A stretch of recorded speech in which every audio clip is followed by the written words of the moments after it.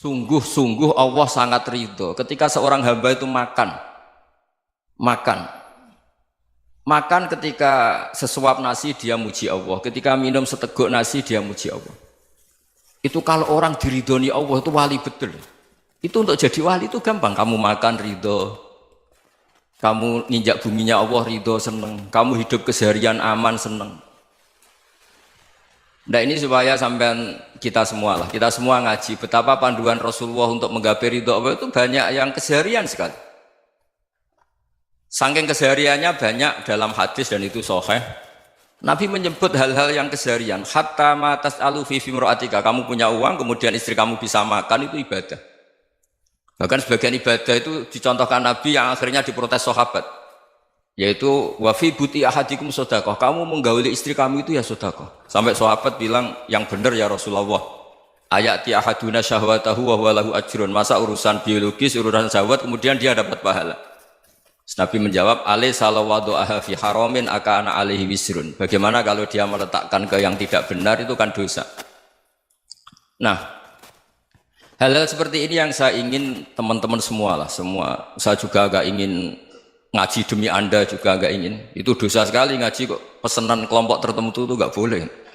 Islam itu untuk semua. Jadi ya cuma karena di depan saya jenengan ya seakan-akan jenengan korbannya. Itu ada ilmunya dalam usul fikih itu. Jadi orang itu harus ngaji usul fikih.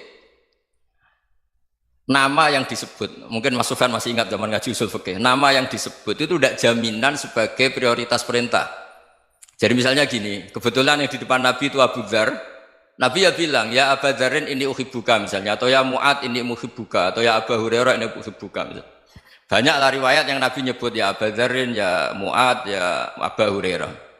Kemudian misalnya Nabi meneruskan khitab, ini uhibbuka, saya mencintai kamu, fakul dubur sholatin, atau sebagian riwayat disebut fala tada'anna dubura kulli sholatin, Allahumma inni ala dzikrika wa syukrika wa husni ibadatik.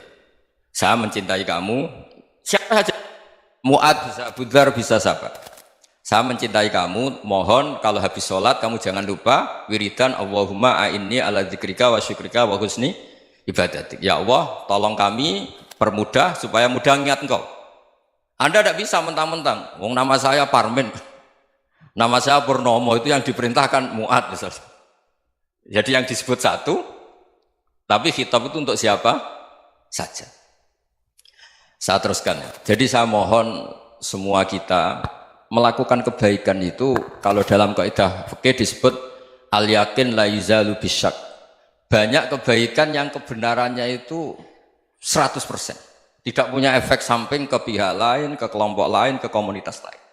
Itu tadi misalnya Anda makan, dan itu murah sekali, hanya butuh satu piring. Setiap punyaan kamu muji Allah, setiap minum kamu muji Allah. Itu redaksinya Rasulullah SAW disebut, Allah sangat ridho ketika seorang hamba makan, kemudian dia memuji Allah. Atau minum, kemudian dia muji Allah. Logikanya gampang, negara seperti ini yang kamu harapkan bentuknya kayak apa, mertua, ipar, komunitas, tetangga, itu nyata terjadi itu kan belum pasti. Sementara yang mesti terjadi adalah kamu butuh makan, kalau tidak mati. Butuh minum, kalau tidak mati. Butuh bumi yang nyaman ditempati, kalau tidak kita juga mati. Sebab itu Allah kalau menyebut nikmatnya itu hal-hal yang keseharian. Alladzi at'amahum min ju'. Allah itu siapa? Allah itu yang menciptakan kamu bisa makan. Tidak berlebihan, Allah itu yang menciptakan kondisi sosial itu ideal. Zaman Nabi itu ya ada orang munafik. Orang-orang pilihan Allah itu juga diuji orang sekelilingnya yang macam-macam. Semua diuji sesuai konteks zaman dan waktu. Nah, tapi ada ibadah-ibadah yang selalu disarankan Nabi. Sampai Nabi itu pernah ditanya, ayul islami khairun ya Rasulullah, Islam terbaik itu gimana? Jawaban Nabi itu unik. It'amut to'am, Islam terbaik itu ya makan-makan, yang santai-santai. Ketika Allah menyebut beberapa kebaikan, falak tahamal aqobah, wa ma adrokan apa? Mal aqobah. Terusannya apa? Fakku rokobah. Terusannya apa? Au it'amun fiyaumin di masubah. Ya itu acara makan-makan itu juga Islam. Kenapa? Ya bayangkan kalau tidak ada makanan, kita mati kan? Kondisi sosial tidak ideal itu Anda masih gak apa-apa, tapi kalau Anda tidak makan, Anda tidak minum, Kamu punya istri cerewet masih bisa hidup, punya mertua cerewet masih bisa hidup. Tapi kalau tidak makan bisa mati. Berarti penting mana istri sama makan? Penting mana? Makan. Semoga istri Anda dengar, nanti kamu disuruh makan tapi pulang deh. Itu kalau dibahasakan makan masih memahami. Penting mana nasi satu piring dengan istri. Nggak ada nasi mati, nggak ada istri belum mati. Penting mana? Gak berani jawab kan? Nah, ternyata Anda ada garang kan di depan istri. Jadi saya mohonlah, mungkin Mas Sufyan Sauri tadi yang bisa bantulah. Teman-teman tuh ngaji yang keseharian saja. Karena kita nyari ridha Allah itu berdasar firman Allah. Dan firman Allah itu menyebut keseharian tuh riang, gampang. Yaitu tadi misalnya wa min ayatihi manamukum bil laili wan nahar. Termasuk ayat-ayat Allah itu kamu tidur. Maka dulu itu ada guyonan, ada tokoh Mu'tazilah, kelompok dalam Islam yang berpikir manusia itu bisa menentukan ikhtiarnya sendiri. Karena saya bisa duduk, ingin berdiri, berdiri. Karena kelompok ini nggak terima kalau semua kehendak Allah, nanti bagaimana kalau semua kehendak Allah kok ada hisab ya, ada sanksi. Lucunya itu dia akhirnya, ini cerita ya, mencintai seorang perempuan, cantik sekali. Dan itu dia menjadi ahli sunnah itu oleh hal-hal yang sepele. Karena istrinya cantik, ya namanya suami istri hubungan intim. Terus ditanya, Mas, masih ingin lagi? Masih. Silahkan diulang lagi. Wah ya tidak bisa. Katanya manusia bisa menentukan yang diinginkan. Itu tobat itu. Itu nggak bisa ditobatkan Mas Sufyan Ats-Tsauri. Orang cantik yang mudah nobatkan orang itu orang cantik. Segampang itu. Akhirnya kita tahu, makanya kalau dalam kitab Hikam itu disebut al-aqil mayyakul madza yaf'alu wa hubi wal ghafil mayyakul madza af'al. Orang yang punya akal karena sadar ini wilayah Allah, semua milik Tuhan. Itu dia tiap hari berpikir, besok Allah akan melakukan apa terhadap dunia ini. Kamu merencanakan suatu mau plesir, ternyata gempa. Mau wisata ke Rusia, ternyata perang. Kamu tidak pernah tahu apa yang akan terjadi besok. Wa ma tadri nafsum madza taksibu ghadan. Tapi anda semua kita ini sering punya jadwal permanen. Makanya saya kalau diundang siapa saja, sanad takdir. Yang jelas Gus ini acara penting. Ya masih acara penting nak pangeran ngersakno piye? Kok ape dadi pangeran? Kamu kok mau jadi Tuhan? Itu kadang ya kiai. Penting Gus acara ini jenengan harus memastikan bisa. Loh kamu itu yang ngajarin tauhid, sesuatu itu biadillah kok bilang-bilang apa pasti. Kalau maksa terus tak tobatkan loh kamu kata saya itu. Ya kalau gitu Gus bilang insya Allah. Wah itu hati saya, fisik saya, roh saya sudah bilang insya Allah. Tidak usah kamu latih kata saya. Nah hal-hal tauhid keseharian itu gampang sebetulnya. Wal ghafil yaqulu madza af'al. Tapi orang yang lupa Allah dia setiap hari bilang besok apa? Kita bisa melakukan apa? Seakan-akan dia itu aktor, dia penting, dia subjek permanen, dia. Padahal kita ini hanya objek kehendak Allah Subhanahu wa taala. Karena kita yakin sesuatu yang terjadi di alam raya ini kita tidak bisa apa-apa. Makanya saya sering ngaji, sering bilang saya, ketika Anda mensifati Allah, Dia yang menghidupkan. Sudah itu tanamkan sehingga ketika kita mati santai saja. Kenapa santai? Allah punya cara menghidupkan kita. Zaman kita hidup juga gak tahu caranya ngelola jantung, ngelola paru-paru. Kamu juga gak tahu ngelola oksigen yang tidak beracun, tidak ngandung polusi. Tahu-tahu hidup. Gak ingin tua ya tahu-tahu tua, gak ingin mati tahu-tahu mati. Selama ini kita hidup juga gak tahu apa-apa sebetulnya. Hanya gaya tok, punya jadwal, punya planning. Kalau kamu bisa menentukan pilihan Anda, pasti Anda istrinya cantik, 4 neriman semua, kona'ah semua. Nyatanya enggak kan? Ada 1 jelek, cerewet. Oh itu kan, nyatanya enggak bisa apa-apa Anda kan? Dan kamu bawa mati lagi. Itu kan, istri Anda juga gitu, punya keinginan, punya suami yang ganteng, yang jabat, yang neriman, yang enggak poligami. Ya enggak kesampaian juga. Kalau kita ngitung tingkat kegagalan kita itu gagal terus. Ya kan?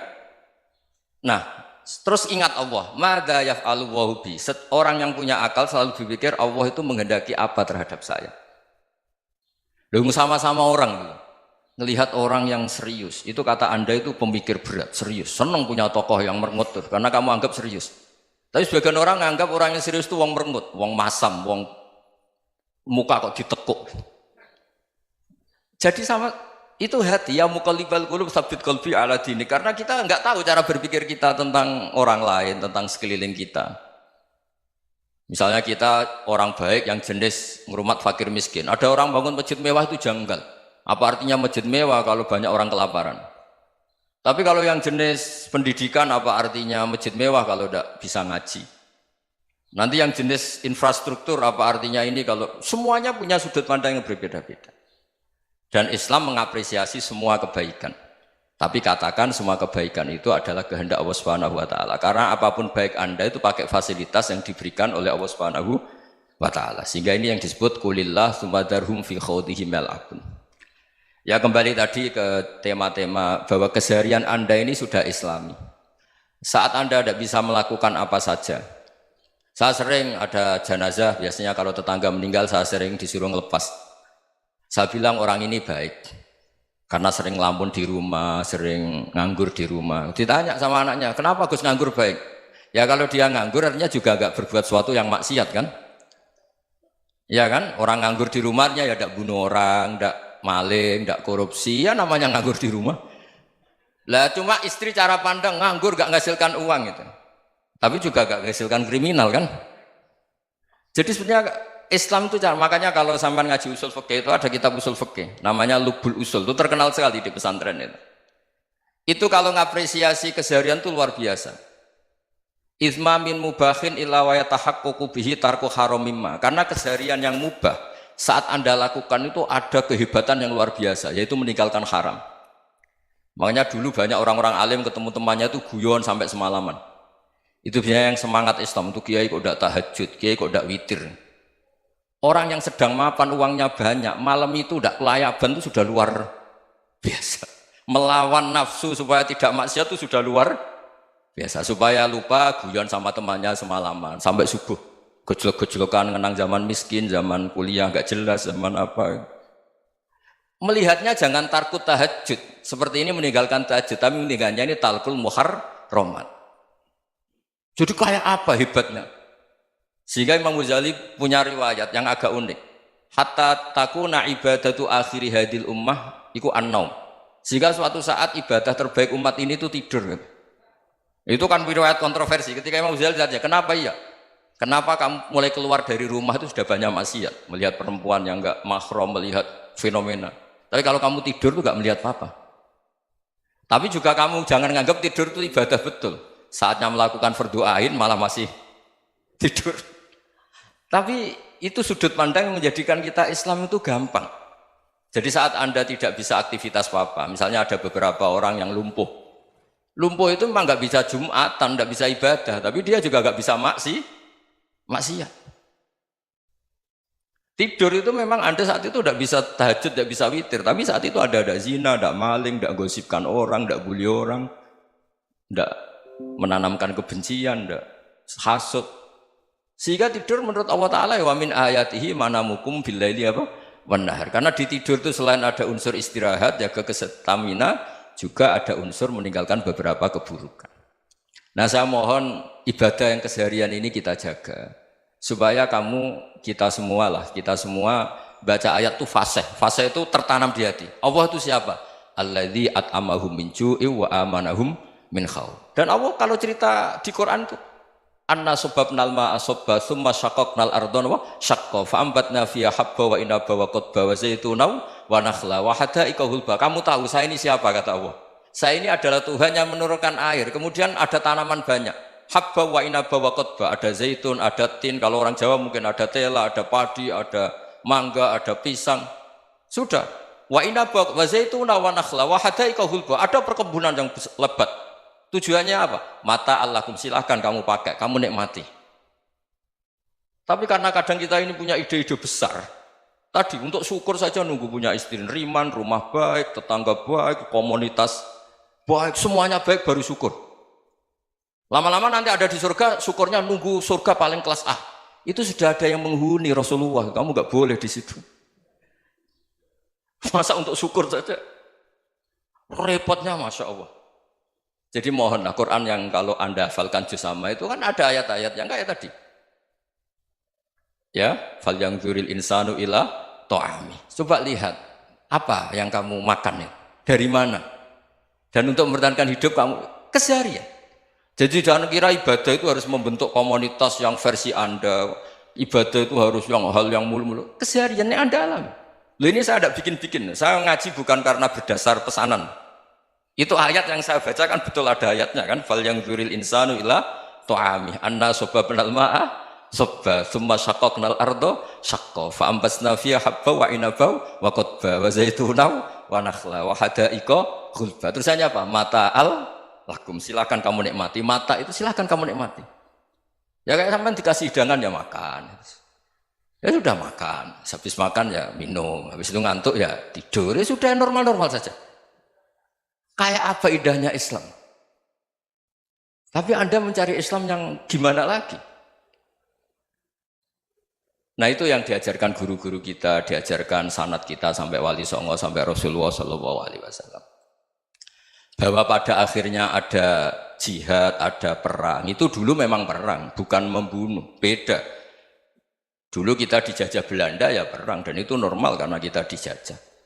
Jadi ketika orang lain ingin baik sama kita, wa in ahadum minal musyrikin astajaruka ya fa'jirhu hatta yasma'a kalam Allah. Kalau mereka ingin baik ya kita baik. Makanya ada istilah musta'man, mu'ahad. Kalau mereka ingin damai, berdampingan dengan kemajmukan ya itu yang lebih baik. Karena memang Islam menghormati proses perdamaian. Wa in janahu lis-salmi ya fajnah lah. Kalau ingin damai ya kita harus